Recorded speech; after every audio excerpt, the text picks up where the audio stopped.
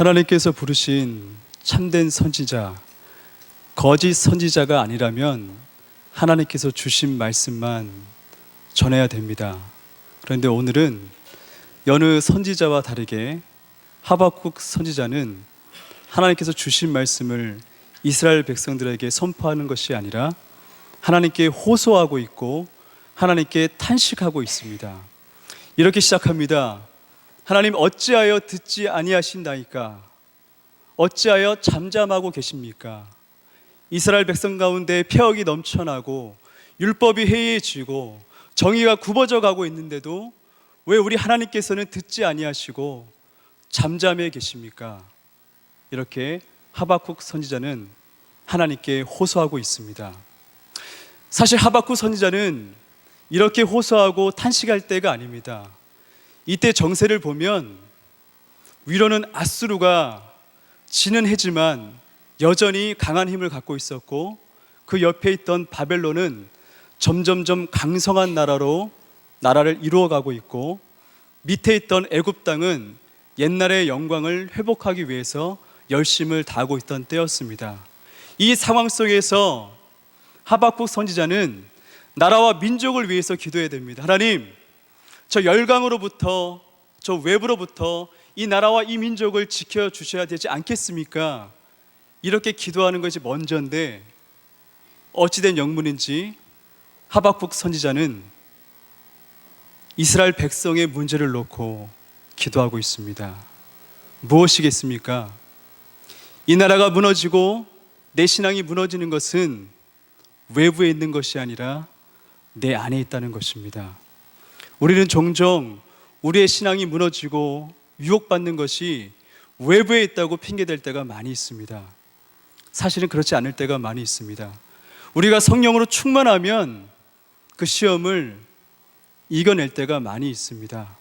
우리의 몸이 건강하면 감기로부터 우리를 잘 지킬 수가 있죠. 하지만 우리가 연약하고 우리의 심령이 약해져 있으면 우리는 쉽게 유혹 속에 빠지고 넘어질 때가 많이 있습니다. 그래서 하박국 선지자는 외치고 있습니다. 하나님, 우리를 돌이켜 주시옵소서. 죄악으로부터 우리를 다시 하나님의 백성으로서 정의가 굽어지는 것이 아니라 옳게 행해 줄 수 있는 하나님의 백성으로 살 수 있게 해달라고 하박국 선지자는 저 열강들의 문제 앞에서 자신을 바라보고 이스라엘 백성들의 내부를 바라보고 있었습니다. 죄악 가운데서 회복되어야만 우리는 거룩한 하나님의 백성이 될 수 있습니다. 하나님께서 우리에게 말씀하십니다. 내가 거룩하니 너희도 거룩하라. 왜 거룩하라 하실까요? 거룩해야만 죄악이 보입니다. 죄 가운데 있으면 죄가 보이지 않습니다. 하지만 우리가 거룩하면 죄가 보이기 때문에 우리는 싸워서 이길 수가 있습니다. 그래서 히브리서 저자는 우리에게 이렇게 이야기합니다. 죄악 가운데 싸울 때 어느 때까지 싸우라고요? 피 흘리기까지 싸우라고 합니다. 피 흘리기까지 싸워서 우리의 거룩성과 공의와 정의를 회복하라고 이야기하고 있습니다. 우리가 교회 안에 이렇게 겸손하게 기도할 때가 있어요. 하나님, 죄악 많은 세상 가운데 살다가 알고 지은 죄 모르고 지은 죄 참 많이 있습니다. 하나님께서 용서해 주십시오. 이렇게 기도할 때가 참 많이 있는데 이런 기도만 하는 것이 아니라 우리의 기도가 조금은 또 변했으면 좋겠어요. 하나님, 저 죄악 가운데 살다가 힘들고 어렵지만 믿음으로 싸워 이기고 승리하여서 이곳에 돌아왔습니다. 하나님 감사합니다. 내가 싸워서 이길 수 있었던 것은 하나님의 은혜로, 하나님께서 베푸신 은혜로 저 죄악과 싸워서 이겼습니다. 앞으로도 일주일 동안 저 세상 밖에 싸워 나가는데 하나님께서 담대함과 지혜와 용기를 허락해 주시옵소서. 그래서 제가 싸워서 승리하여서 다시 이곳에 돌아와 하나님을 찬양할 수 있는 하나님의 백성이 되게 해달라고 우린 이렇게도 기도했으면 참으로 좋겠습니다. 하박국 선지자가 이렇게 하나님께 외치자 하나님께서 하박국 선지자에게 이야기합니다. 그래, 너가 그렇게 외치니까 내가 이스라엘 백성들 회복시켜 주겠다, 이렇게 말씀하지 않습니다. 너는 보고 놀라고 또 놀랄 것이다. 내가 알지 못하는 백성을 불러 이스라엘 너희들을 심판할 것이다. 하지만 너희들은 믿지 않을 것이다. 아무리 전하여도 너희들은 믿지 않을 것이다. 이렇게 말하고 있습니다. 이스라엘 백성들이 왜 이렇게 믿지 않을까요? 왜 이렇게 많은 선지자들을 보내도 하나님의 백성이란 자들이 왜 돌아오지 않을까요?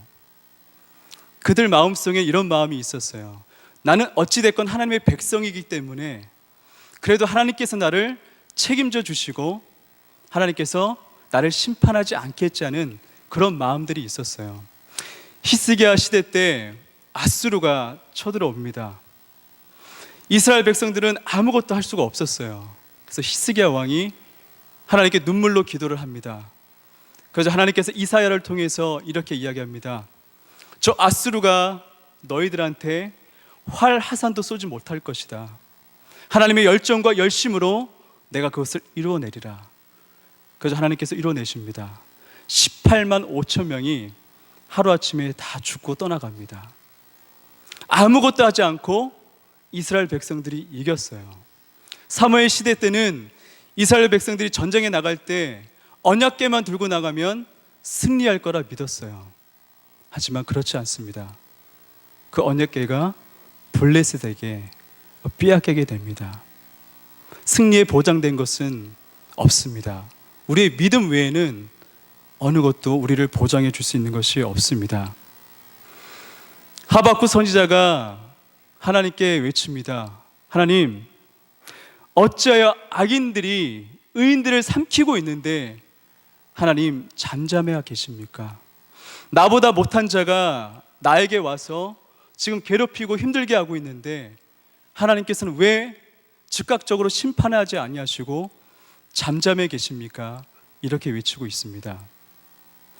제가 어렸을 적 저희 부모님을 보면 좀 이상한 점이 있었어요. 뭐가 이상했냐면 제가 학창시절에 어렸을 때 친구들하고 이렇게 싸우고 돌아오면 어머니한테 얘기를 합니다. 물론 제가 잘못한 것도 있지만 우리는 대부분 자기가 잘못한 건 얘기 안 하고 상대방이 잘못한 걸 얘기를 하잖아요. 엄마, 저 친구가 나 그냥 앉아있는데 막 괴롭히고 힘들게 했어. 이렇게 이야기하면 적어도 우리 부모고 내 엄마라면 그래 뭐 그딴 애가 다 있니? 이렇게 말해줘야 되는데 저희 어머니께서는 저에게 뭐라 그러는 거예요. 네가 좀 이해해 주지. 네가 좀 용서해 주지. 네가 좀 품어주면 안 되겠니? 이렇게 이야기하고 있는 거예요. 왜 엄마는 저 친구를 나보다 더 못하고 나보다 더 나쁜 저 친구를 뭐라 하지 않고 왜 나를 혼낼까? 이렇게 생각을 했었어요. 그런데 지금 하나님께서 그러고 계신 거예요. 그들의 죄악과 우리의 죄악이 별반 차이가 없어요. 오늘 설교 말씀 제목처럼 50보 100보예요. 그 바벨론의 죄악과 하나님을 믿는 백성들의 죄악이 내가 볼 때는 아주 크게 보이지만 하나님이 보시기에는 별반 다를 게 없다는 거예요. 그런데 놀라운 것은 우리의 죄악은 별반 차이가 없지만 하나님께서 선택하신 백성들에게 베푸신 그 은혜와 그 인자와 자비하심은 무궁무진하다는 거예요.